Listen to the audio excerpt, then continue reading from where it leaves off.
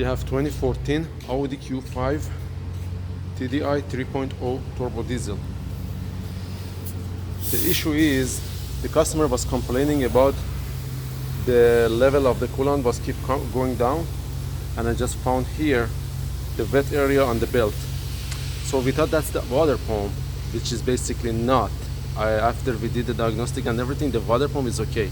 If you see where my finger is, right there, see, we can see all the rust area. This is called the oil cooler, and the water coming out from there. So if you look at this area, right, see the water stays there at the engine valley. So this is gonna be the issue, and we already took the intake manifold off. Then we are gonna take this part which is in the oil cooler, and we have a set of gasket. We got it from Audi dealer, and we're gonna replace that one. It's about 5.2 hours job, and it's diesel, so make sure you understand the job and everything, and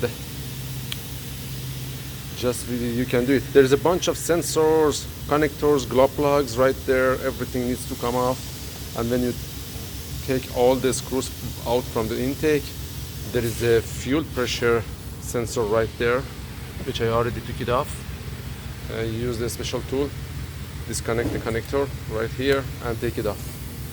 And yes, we got everything, all the gasket set, and we are about to take that one out and get the job done.